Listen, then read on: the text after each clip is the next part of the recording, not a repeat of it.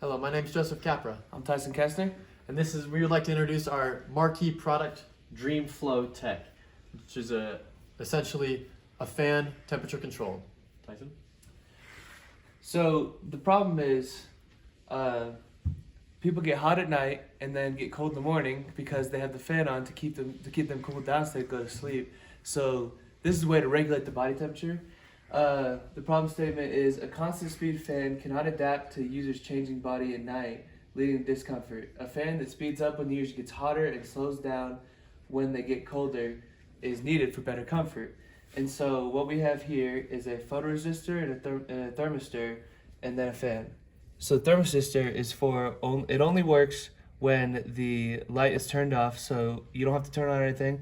Light turns off, and you start it, but We're going to demonstrate our functionality of the prototype here.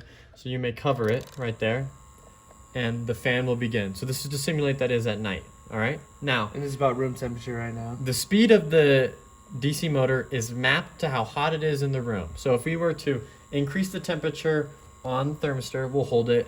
It doesn't increase it very much, but it does increase, see, it increased a little bit, but it does increase the speed of the fan. So the hotter it gets in the room or on the person, it will slow down the fan, all right?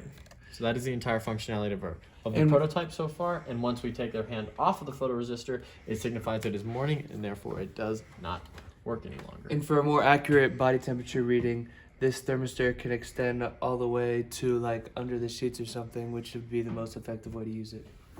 All right, now to explain a couple code snippets right here, we have our simple variables right here, but I would like to really emphasize this code right here, which is our reading the thermistor and calculating the temperature, because the thermistor does not read in a simple Celsius or Fahrenheit or Kelvin scale. So what we had to do is we had to figure out the scale of which that it was giving us and reading. And so what we did was we found those values and proceeded to convert those back to Fahrenheit. That is what we get with the thermistors.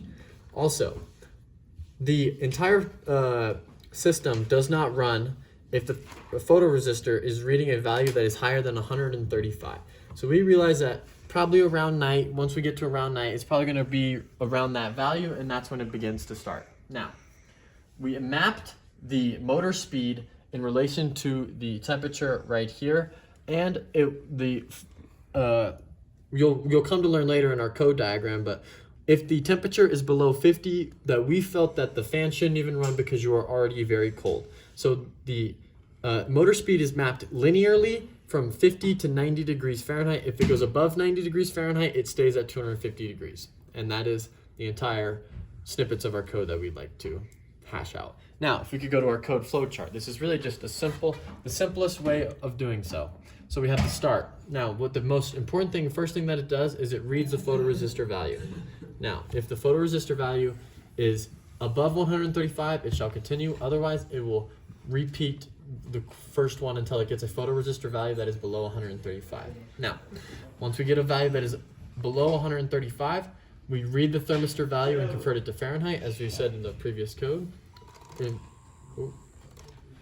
Is the thermistor value above 50? If it is no, like we said before, it will all the way repeat back to 1 and go through the code. Otherwise, yes, then it is mapped from 0 to 255 for the scale of the motor, and then it prints the motor value, and then that is the end. Would you continue? This is our circuit diagram. Each one of these 3 pins right here are all digital read pins for the DC motor that run to our H bridge. H bridge connected to ground, and the 5 volt power right there. The DC motor also connected to the H bridge. Now, this is our thermistor. Is a 10 k ohm thermistor right there connected to a 10 k ohm resistor. And that is connected through to the analog pins right here, I believe. Yes, this one is connected to A1, and this one right here is our photo resistor connected at 5.1 kilo ohm resistor connected to A0.